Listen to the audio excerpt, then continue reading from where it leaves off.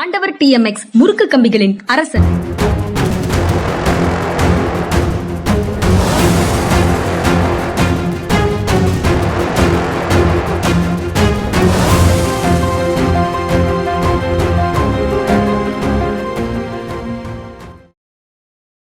வணக்கம். இது மனிதா மனிதா சார். வணக்கம் சார். வணக்கம்ங்க. வணக்கம் சார். நேற்று விஜய் டெல்லி போனாரு. சரியான நேரத்துக்கு கிட்டத்தட்ட போய் சொன்ன நேரத்துக்கு போயிட்டாருன்னு நினைக்கிறேன். 11:30 கிட்டத்தட்ட 6:15 வரைக்கும் ஒரு விசாரணை நடந்தது அப்படின்னு சொல்றாங்க. செய்திகள்ல பார்க்க முடியுது. அவருடைய விசாரணையின் போது ஒரே ஒரு வழக்கறிஞர் மட்டும் கூட இருப்பதற்கு அனுமதித்தார்கள் அப்படின்னு அந்த செய்தியில சொல்றாங்க. மற்ற வந்த ஆபீஸ் பேரர்ஸ் எல்லாரும் வெளியில இருந்தாங்க. அவரையும் அவருடைய வழக்கறிஞரையும் வைத்து விசாரணை நடந்தது. கேள்வி பட்டியலை கொடுத்துட்டு அதுக்கு எழுத்துப்பூர்வமான பதிலை கேட்டார்கள் அப்படின்னு இந்த செய்திகள்ல சொல்றாங்க சார். வழக்கமான அதுதான் அந்த பேட்டர்னா? இல்ல, சில சமயம் வீடியோ கூட எடுப்பாங்க. வீடியோ எடுக்கிறதுக்கு எதுக்குன்னா, வெர்பலா கேள்வி கேட்டு பதில் சொல்லும்போது வீடியோ எடுப்பாங்க. ஏன்னா நாளைக்கு யாரும் கான்ட்ரடிக்ட் பண்ணிடக்கூடாதுங்கிறதுக்காக. அந்த வீடியோ எடுக்கிறதுல ஒரு ட்ரபிள் என்னன்னா, கோர்ட்ல வந்து சொல்லலாம் வீடியோ இஸ் டாக்டர்னு சொல்லலாம், சில போர்ஷனை கட் பண்ணிட்டாங்கன்னு சொல்லலாம். அதனால இந்த மாதிரி கேஸ்ல வந்து எழுத்துப்பூர்வமா வந்து கேட்கறது வந்து இயல்புதான். எழுத்துப்பூர்வமா கேட்கும்போது இவருக்கு ஒரு லாயரை பக்கத்தில் வச்சுக்கிறதுக்கு உரிமை உண்டு. ஏன்னா அவங்க கேட்கிற கேள்விகள் வந்து ரொம்ப சாதாரணமா தோணுச்சுன்னா கூட சில சமயம் ட்ரிக்கி கொஸ்டினா இருக்கலாம். இப்போ நான் சொல்லியிருக்கேன்ல, ஒரு ப்ராசிக்யூஷன் லாயர் வந்து கேட்குறாரு, இவரை வந்து விட்னஸ் வந்து கேட்குறாரு, have you stopped beating your wife nowadays, உங்கள் மனைவியை அடிப்பதை நிறுத்தி விட்டீர்களா அப்படின்னு கேள்வி கேட்குறாருன்னு வைங்க. ஆமாம்னு சொன்னாலும் தப்பு, இல்லைன்னு சொன்னாலும் தப்பு. ஆமான்னு சொன்னா ஆமா இதுக்கு முன்னாலே அடிச்சுக்கிட்டு இருந்தேன்னு அர்த்தம், இல்லைன்னு சொன்னா தொடர்ந்து அடிச்சுக்கிட்டு இருக்கேன்னு அர்த்தம். இப்படிப்பட்ட ட்ரிக்கி கொஸ்டின்ஸ். அப்போ லாயர் வந்து அட்வைஸ் பண்ணலாம், இதுக்கு நீங்க பதில் சொல்ல வேண்டியதில்லை, அது அவருடைய உரிமை. ஏன்னா இவர் வந்து விட்னஸாக தான் வந்திருக்கு. இன்ஃபேக்ட் அக்யூஸ்டா வந்தா கூட லாயர் வந்து கூட வச்சுக்கலாம். அவர் கேள்விக்கு பதில் சொல்லும்போது இவர் வந்து லாயர் வந்து அட்வைஸ் பண்ணலாம், அது அவங்களுடைய உரிமை. அதனால எல்லாமே வந்து சட்டப்படி சிபிஐ நடத்தியிருக்காங்க அப்படிங்கிறது வந்து தெளிவா தெரியுது.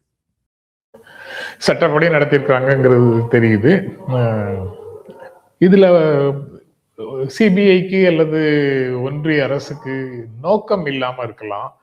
ஆனா சிபிஐ விசாரணை, அதுக்கப்புறம் ஜனநாயகனுக்கான சர்டிபிகேஷன்ல சிக்கல், அதுக்கு பிறகு பழைய ஐடி கேஸ் வந்து நீதிமன்றத்துல இப்போது விசாரணைக்கு வருவது, இது எல்லாமே கிட்டத்தட்ட நோக்கம் இல்லாம இருக்கலாம். ஆனா ஒரே நேரத்துல இந்த மாதிரி ட்ரபிள் ஒரே நபருக்கு வரும்போது அது வேறு ஒரு அரசு வந்து நேரடியாக தொல்லை கொடுக்குது அப்படிங்கிற ஒரு உணர்வை தானே சார் கொடுக்கு.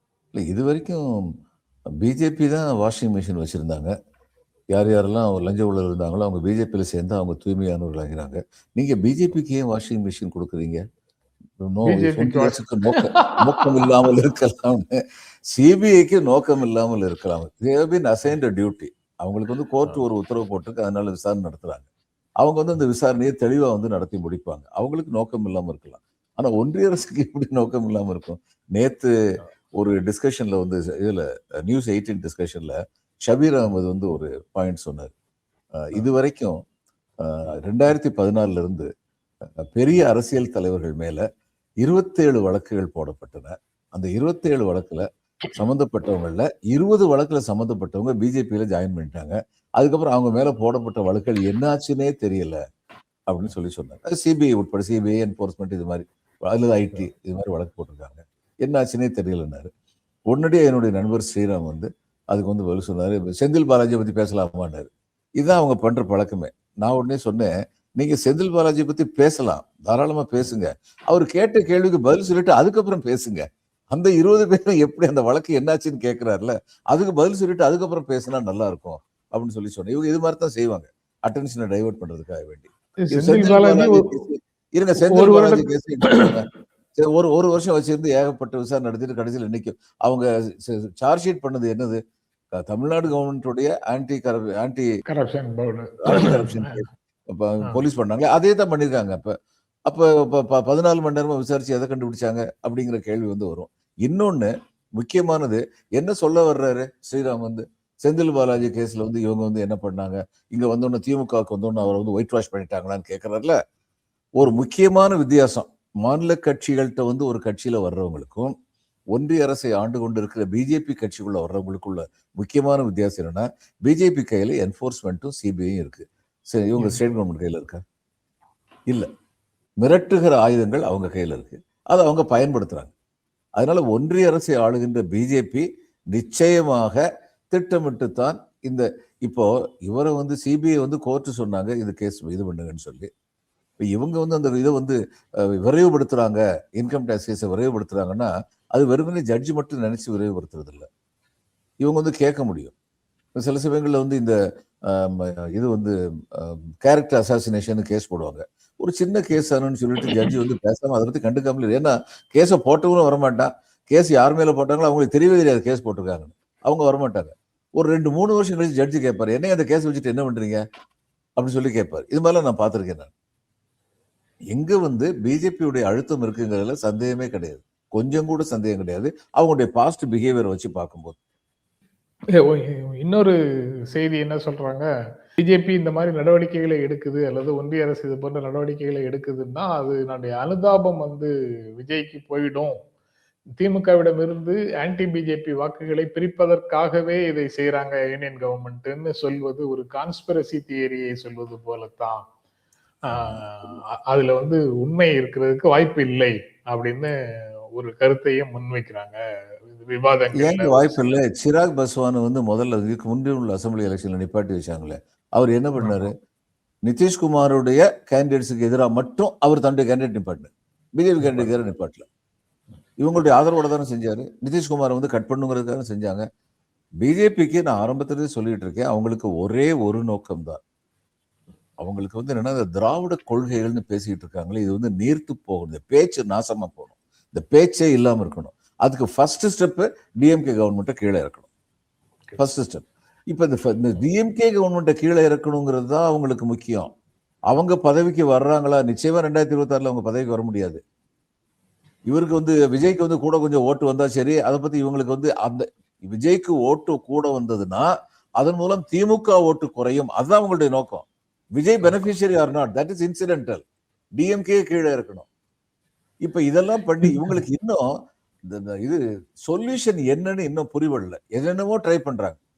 முதல்ல இவரை ரஜினிகாந்த் கொண்டு வந்தாங்க, ஆன்மீக அரசியல் சொல்லி புதுசா அவர் ஒண்ணு சொன்னாரு, கொஞ்ச நாள்ல காணாம போயிட்டாரு. ஆனா ரஜினிகாந்த் இவங்க எல்லாருக்குமே டேக்கா கொடுத்தாரு. ஏன்னா அவர் 30 வருஷமா சொல்லிட்டு இருக்காரு, ஜெயலலிதா காலத்துல இருந்து அரசியலுக்கு வருவேன்னு சொல்லி தன்னுடைய படத்தை ஓட்டிக்கிட்டு இருந்தார்.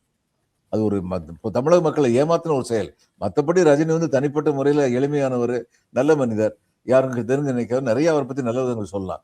ஆனா இதுல அவர் தமிழக மக்களுக்கு துரோகம் தான் பண்ணாரு. அரசியலுக்கு வர்ற நோக்கம் கொஞ்சம் கூட இல்லாம 30 வருஷமா அரசியலுக்கு வர்றேன்னு தன் மேல நம்பிக்கை இல்லாம, ஏன் இப்ப அவர் அரசியலுக்கு வர்றேன்னு சொல்லாம அவருடைய படம் ஜெயிலர் ஓடலையா? நல்லா தான் ஓடிச்சு. ஆனா அவருக்கு தன் மேல நம்பிக்கை இல்லை. இப்படி ஒரு ஆயுதத்தை கையில வச்சுக்கிட்டோம்னா அதை வச்சு படத்தை ஓட்டலான்னு சொல்லி நினைச்சாரு. அதன் மூலம் தமிழக மக்களை ஏமாத்திக்கிட்டு இருந்தாரு. ஆனா கடைசியில இவங்க அதை பயன்படுத்திக்கிட்டு வாங்கன்னு கூப்பிடும் போது அவரு எங்க மதுரை பாஷையில் சொல்றதுன்னா ஜகா வாங்கிட்டார். இதுக்கு மேல நம்மளால முடியாது அப்படின்னு சொல்லிட்டு ஒதுக்கி போயிட்டார். சார், அந்த ஒரு ஸ்டார் பொசிஷனுக்கு போனவங்க யாரும் நேரடியாக ஒரு அரசியல் கட்சியினுடைய பகையை அல்லது அவங்களுடைய அவங்க இவர் மேல ஒரு பகை உணர்வை வெளிப்படுத்தின ஸ்டேஜை ஃபேஸ் பண்ணதில்லை சார். ரஜினிகாந்த் அந்த ஃபேஸ் பண்ணாரு, அதிமுகவிடம் இருந்து முதல்ல, அதுக்கப்புறம் பாட்டாளி மக்கள் கட்சியில இருந்து அடுத்தாப்புல அப்படின்னு அந்த ஸ்டேஜஸை ஃபேஸ் பண்ணாரு. அப்போ ஒரு அரசியல் ஒரு தற்காப்புக்காக தேவைங்கிற முடிவுக்கு அவர் வந்திருக்கலாம்.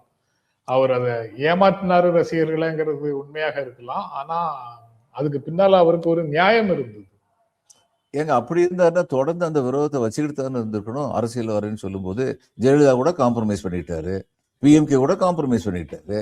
உண்மையா இல்லையா? காம்ப்ரமைஸ் பண்ணதுக்கு அது எல்லாமே இந்த சர்வைவல் ஒட்டி தானே வருது. தனி மனிதர்கள் எப்படி சார் நானும் சொல்றேன், அடிப்படையில அவர் ஒரு தனி மனிதர் தன்னுடைய நலனை காக்க வேண்டும் என்று எண்ணினார். தன்னுடைய நலனை காப்பாற்றுவதற்கு இது மாதிரி பொதுமக்களை ஏமாற்றினார். இதுதான் உண்மை. எனக்கு இல்லையான்னு தெரியாது, ஆனாலும் சொல்லிடுறேன்.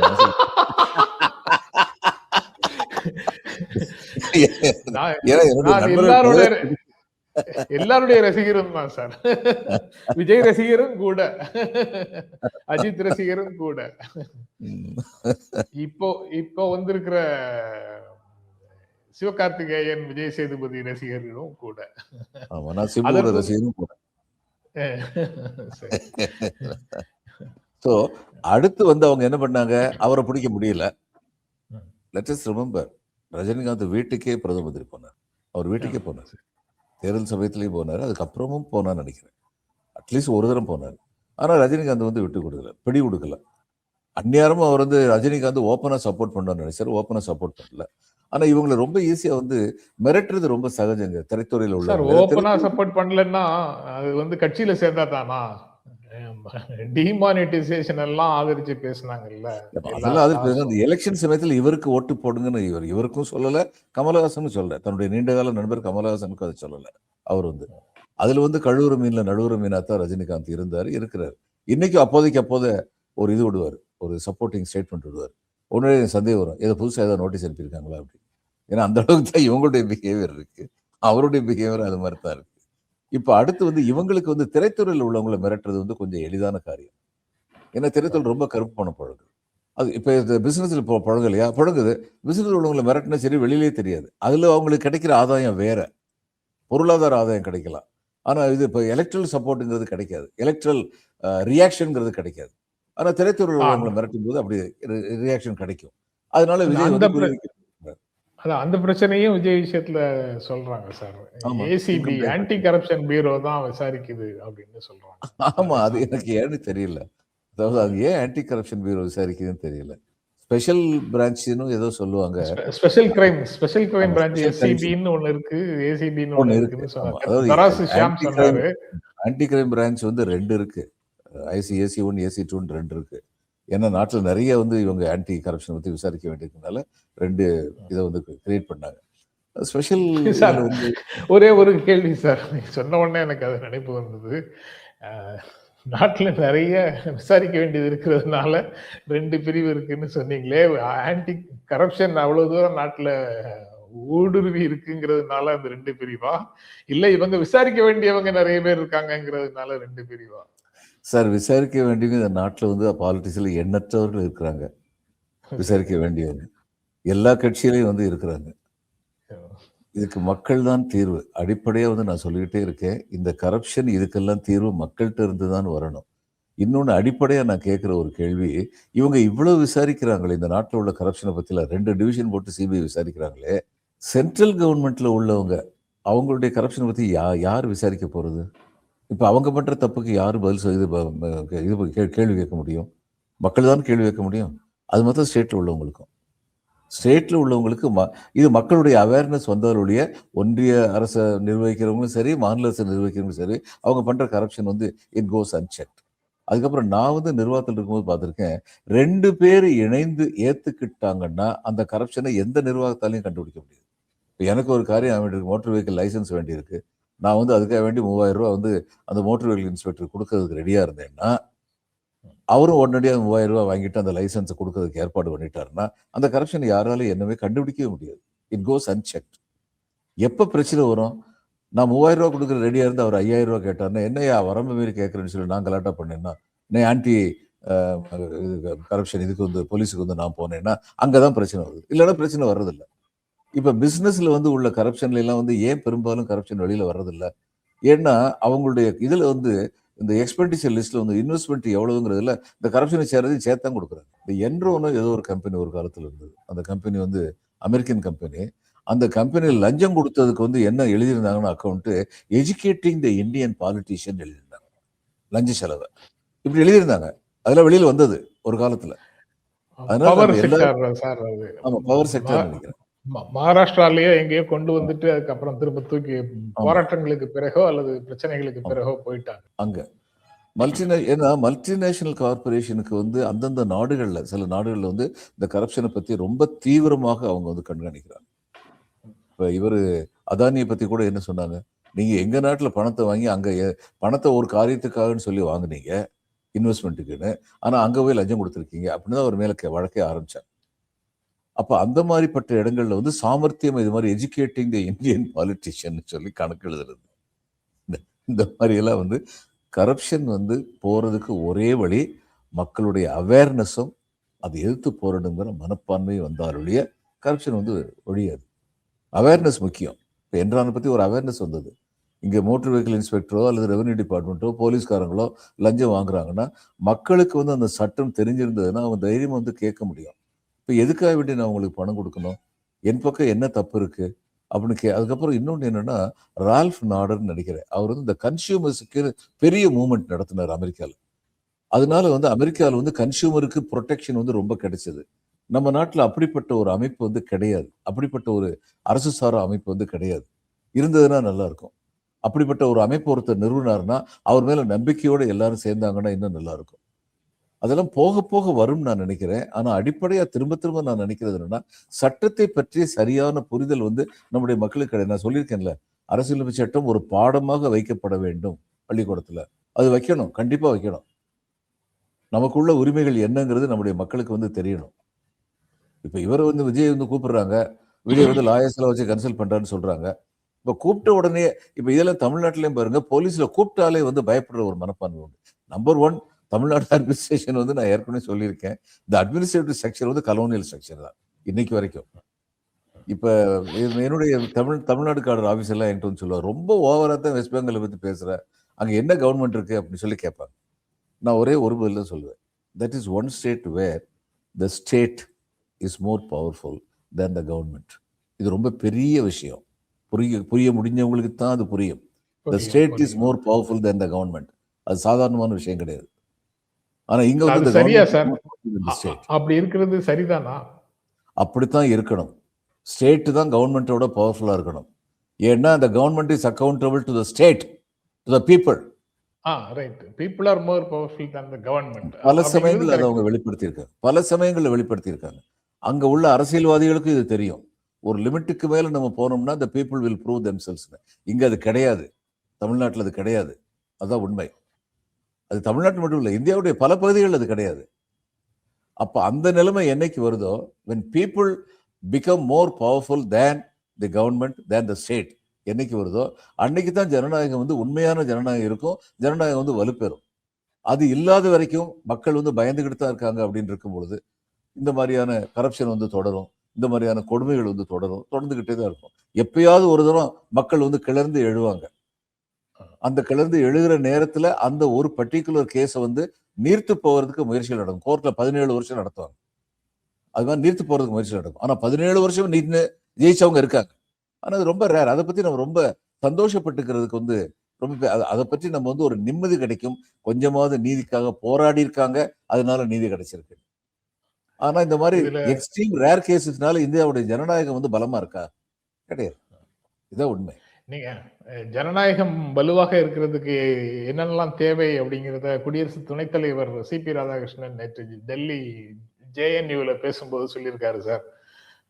விவாதமும் மாற்று கருத்துகளும் தான் வலுவான ஜனநாயகத்தினுடைய அடிப்படை அப்படின்னு சொல்லியிருக்கிறாரு. அது ஒரு செய்தி சார். அதுக்கு பிறகு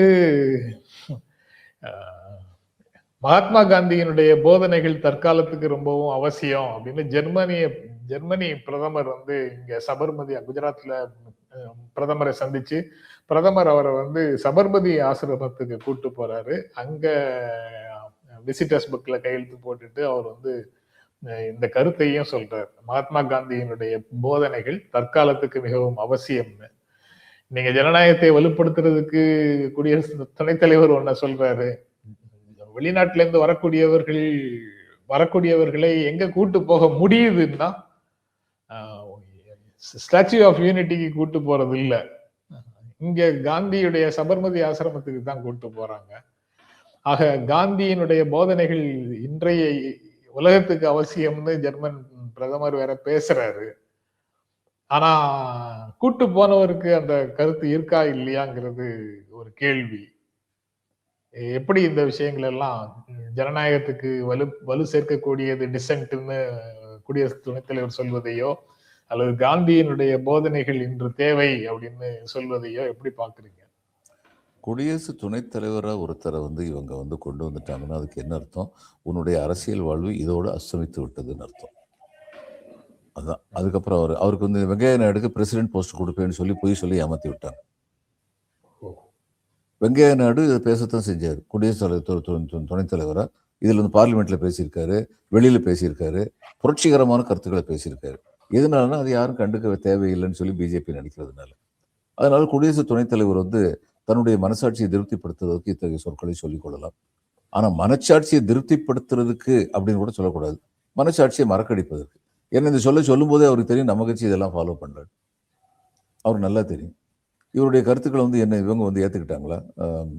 பிஜேபி ஏத்துக்கிடுச்சு, அது அதன்படி செயல்படுறாங்களா? பிரதம மந்திரி வந்து நீங்க கரெக்டா கேட்டீங்க. இன்னைக்கு வரைக்கும் கூட்டு போக வேண்டியதுன்னா அது சபர்மதி ஆசிரமத்தை கூட்டு போக முடியுது. கூட்டு போயிட்டு அங்க வந்து அவர் சொல்லும்போது பேசாம மௌனம் காக்க முடியுது. ஒவ்வொரு காரியத்திலையும் பாக்குறேங்க, சிறுபான்மையினருக்கு எதிராக ஒரு தாக்குதல் நடந்தால் உடனடியா பிரதம மந்திரி அறிக்கை வரவே வராது. அந்த ஒரு 7 நாள் கழிச்சு அவங்க அடிபட்டு மிதிப்பட்டு ஒரு மாதிரி ஒடுங்கி போனதுக்கு அப்புறம் ஒரு ஸ்டேட்மெண்ட் வரும். இல்ல இந்த நாட்டுல எல்லாரையும் பத்திரமா பார்த்துக்கணும். ஏன் முதலாளி சொல்ல முடியல? ஏன் நடவடிக்கை எடுத்தீங்களான்னு ஏன் கேட்கல? அரசுகிட்ட வந்து நடவடிக்கை எடுத்ததுக்கான விவரங்களை எல்லாம் சொல்லுங்கன்னு ஏன் கேட்கறது இல்லை? அதனால இவங்களுக்கு வந்து இது எதில் மேலுமே நம்பிக்கை, ஜனநாயகத்து மேல் நம்பிக்கை கிடையாது, இவங்க மேல் நம்பிக்கை கிடையாது. இதுதான் உண்மை. சார், நீங்க டிராவல்ல இருந்து மனிதா மனிதால பங்கேற்காத நாள் அன்னைக்கு இந்த செய்தியை பேசியிருந்தேன். நான் தனியாக பேசும்போது பேசியிருந்தேன். ராகுல் காந்தி தமிழ்நாடு வராரு, அந்த வர நேரத்துல முதலமைச்சரை பார்க்கலன்னா அல்லது தெளிவாக ஒரு செய்தியை சொல்லலைன்னா இந்த விஜய்க்கு ஆதரவு கொடுக்கிற அல்லது விஜயோட கூட்டணிக்கு போகிற வதந்திகள் வந்து ரெக்கை கட்டி பறந்துகிட்டே இருக்கும். ஆனா இவர் செய்வாரா? இவருடைய ப்ரோக்ராம்ல அப்படி இல்லை. கூடலூர் வராரு, ஒரு ஸ்கூல் ஃபங்க்ஷன் அட்டன் பண்றாரு, அப்படியே கேரளாக்கு அங்கிருந்து கேரளாவுக்கு போயிடுறாருங்கிறது தான் ப்ரோக்ராம். உடனே திரும்ப அது கிளியர் ஆகிற வரைக்கும் அந்த வதந்தி பல மடங்கு பரவுமே அப்படின்னு சொல்லி பேசியிருந்தேன். இப்ப ப்ரோக்ராம் வந்து அது முடிஞ்ச உடனே காங்கிரஸ் நிர்வாகிகளை பக்கத்திலேயே ஒரு தனி அரங்கத்துல சந்திச்சு பேசுகிறார்னு ஒரு கூடுதலாக ஒரு வரி இருக்குது. அன்னைக்கு இல்லாத வரி இன்னைக்கு இருக்குது. அது காங்கிரஸ் நிர்வாகிகள்கிட்ட பேசுறாரு, அவ்வளவுதான். அதை என்ன பேசினாருங்கிறது உங்களுக்கு தெரியுமான்னு கேட்பாங்க. நைட் யாராவது ஏதாவது ஷோவுக்கு போனோம்னா அது கிளியர் பண்றது அவசியமா, இல்லை இப்படியே போறது பெட்டரா? இப்படியே போறதுல என்ன சாதக பாதகங்கள் இருக்கு? தலைவர்கிட்ட கிளியர், கூட்டணி தலைவர்கிட்ட கிளியர் பண்ணிட்டாங்கன்னா அது போதுமா அப்படிங்கிறது தான் கேள்வியாக இருக்கு. கிளியர் பண்றாங்க இல்லையங்கிறது நமக்கு தெரியாது அவங்க. ஆனா அவங்க ரெண்டு பேரும் சந்திச்சு பேசினாலே இப்படிப்பட்ட ஒரு வதந்திகளுக்கு முற்றுப்புள்ளி வைக்கப்படும். வரலன்னா அந்த வதந்தி இருந்துகிட்டே தான் இருக்கும். சந்திச்சு பேசாம போனாருன்னா வதந்தி இருந்துகிட்டே தான். ஒரு காலத்துல ராகுல் காந்தி திமுக மேல ரொம்ப பிரியமா இருந்தவர் கிடையாது. அவருக்கு திமுகவுடைய கொள்கைகள் முதல்ல சென்னைக்கு வந்து கலைஞரை பார்க்காம போயிருக்காரு. ஆனா அதுக்கப்புறம் இங்க நாட்டுல நடக்கிறத பார்த்ததுக்கு அப்புறம் அவருக்கு வந்து கொஞ்சம் கொஞ்சமா வந்து இந்த இது பாரத் ஜோடோ எல்லாம் போனதுக்கு அப்புறம் அவருக்கு வந்து தெரிஞ்சது நாட்டுடைய நிலவரம் என்ன, இவங்க என்ன செய்யறதுக்கு முயற்சி பண்ணிட்டு இருக்காங்க. இத்தனை வருஷமா வந்து நம்ம பண்ணாத ஒரு காரியத்தை இவங்க பண்ணிட்டு இருக்காங்க. அப்போ நாட்டுக்கு வந்து ஒரு ஸ்டெபிலிட்டி, மக்கள் எல்லாருக்குமே வந்து ஒரு முன்னேற்றம் வருது. அப்ப today he is a reformed person. ஆனா அவருடைய பார்ட்டி கம்பல்ஷன் என்னன்னு நமக்கு தெரியாது. என்னுடைய அபிப்பிராயம் என்னன்னா, பார்ட்டி கம்பல்ஷன் எப்படி இருக்கணும்னா, பார்லிமெண்ட் எலெக்ஷனை பாருங்க. அந்த பார்லிமெண்ட் எலெக்ஷன்ல உங்களுக்கு வந்து சீட்டை கொண்டு வரக்கூடிய கெப்பாசிட்டி உள்ளவங்க யாருன்னு பாருங்க. டிஎம்கே தான் அப்படிங்கிறது என்னுடைய அபிப்பிராயம். But they will come to their own country. இவர் பார்க்காம போனான்னு இந்த வதந்தி இன்னும் அதிகமா பரவிக்கிட்டு தான். இந்த 2014க்கு பிறகு தானே சார் வேறு விதமான பார்வைகளே பலருக்கு வருது. 1999ல இதே என்டிஏ ஆட்சிக்கு வந்தது. அப்போ இந்த அளவுக்கு பெரிய நெருக்கடிகளை உணரல அரசியல் கட்சிகள். பொது சமூகம் உணர்ந்தது. பல்வேறு செயல்கள், வன் செயல்கள் நடந்தது, பொது சமூகம் உணர்ந்தது. ஆனா அரசியல் கட்சிகள் உணரல. 2014க்கு பிறகுதான் தீவிரமாக கட்சிகள் வந்து அரசமைப்பு சட்டத்துக்கு ஏற்பட்டிருக்கக்கூடிய நெருக்கடி அப்படிங்கிறத உணர தொடங்கி இருக்குது.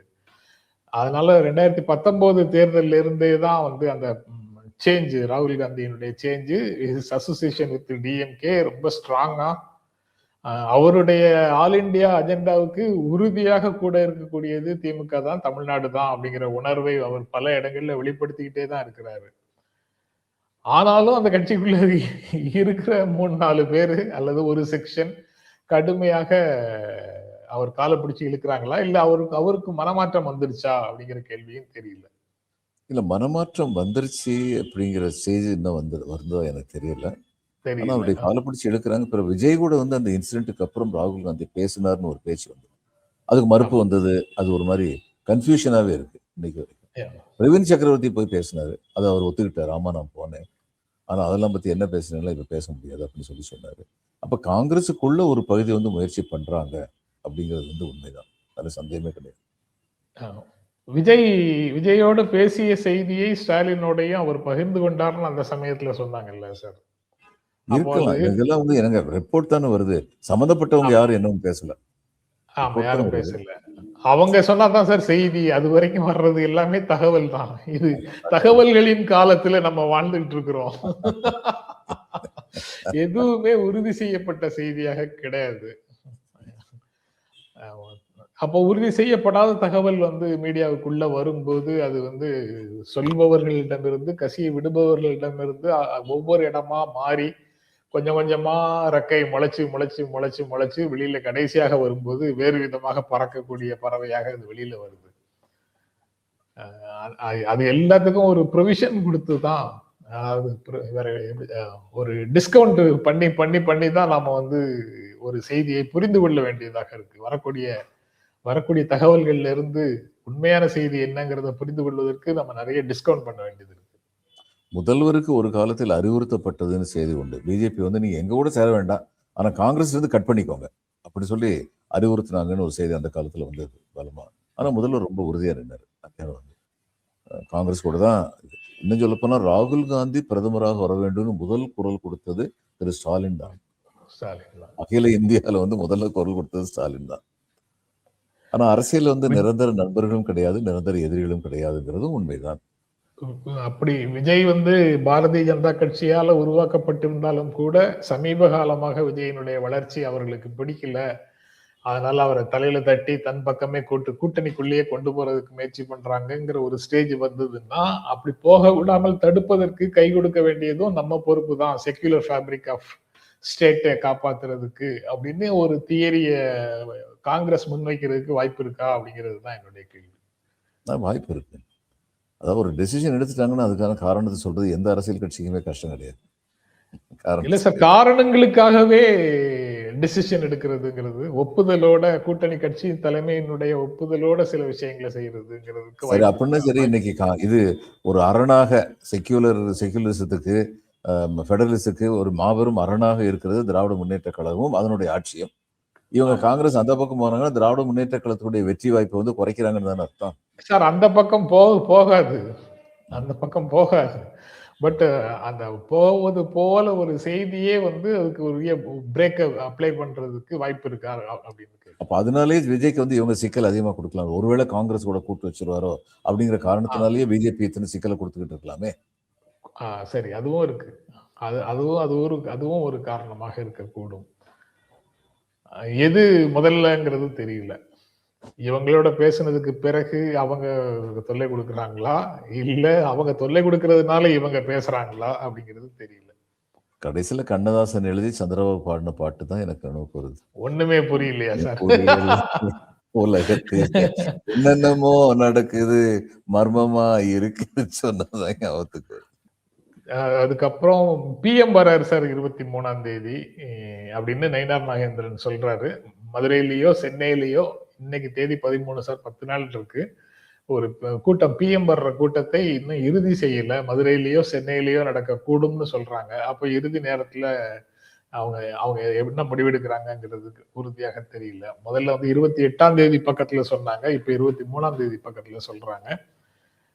இது வந்து கூட்டணி கட்சிகள் வந்து சேர வேண்டிய கூட்டணி கட்சிகளை நெருக்குவதற்காக அல்லது துரிதப்படுத்துவதற்காக சொல்ற செய்தி மட்டும்தானா, இல்ல உண்மையிலேயே பிஎம் வராரா, இதே ப்ரோக்ராம் வச்சிருக்காரான்னு தெரியல. அது ஒரு செய்தி இருக்கு. எத்தனாம் தேதி? 28ஆம் தேதியா? 23 சொல்றாங்க சார். இப்போ 27ஆம் தேதிக்கு முன்னாடி வரைக்கும் அவர் வந்தாருன்னா எங்க போனாலும் போட்டோம். நான் 27ஆம் தேதி சென்னைக்கு வரதா இருந்தேன். என் ரோட் மேப்பை நான் ரீடரா பண்ண அப்புறம் என் கவலை எனக்கு. இங்க வந்து இப்படி நெருக்கடி விஜயை சுத்தி நடந்துகிட்டு இருக்கு அப்படின்னு நம்ம பேசிட்டு இருக்கும் போதே எடப்பாடி பழனிசாமி அதிமுக கூட்டணியில மேலும் சில கட்சிகள் சேரும்னு சொல்றாரு. அதையும் இன்டர்பிரேட் பண்றவங்க விஜய்க்கு நெருக்கடி கொடுக்கறத வச்சுதான் சொல்றாரா அப்படின்னு ஒரு கேள்வியை கேட்கிறாங்க. ஆமா, நயினார் நாகேந்திரன் ஒரு விஷயத்த சொல்றாரு சார், நாங்க வந்து கூட்டணி ஆட்சின்னு சொல்லவே இல்லையே அப்படின்னு சொல்றாரு. அவங்க கட்சியில எத்தனை பேர் சொன்னாங்கன்னு சொல்லி நியூஸ் பேப்பர் ரிப்போர்ட் பார்த்தாலே தெரியும். இன்டர்வியூவாகவே உள்துறை அமைச்சருடைய இன்டர்வியூவே இருக்கு சார். ஆமா, என்டி ஆட்சின்னு சொன்ன உள்துறை அமைச்சர் ஒரு நாள் மட்டும்தான் சொன்னாரு, இவர் கூட்டணி வச்சுக்கிறேன்னு சொல்லி இவர் வந்தபோது மட்டும்தான் சொன்னாரு இவர் முதலமைச்சர், எங்களுடைய என்டிஏ கூட்டணி இவர் முதலமைச்சர் சொன்னார். அதுக்கப்புறம் இவரை முதலமைச்சர்னு கூட இன்னைக்கு வரைக்கும் அவர் சொல்லல. என்டிஏ ஆட்சி அமையும்னு தான் சொல்லிட்டு இருக்காரு. எடப்பாடி முதலமைச்சர் ஆவார்னு சொல்லி உள்துறை அமைச்சர் அதுக்கப்புறம் சொல்லல. இதுதான் உண்மை. ஓகே சார், நாளைக்கு தொடர்ந்து பேசுவோம் சார். ரொம்ப நன்றி. வணக்கம் சார். வணக்கம்.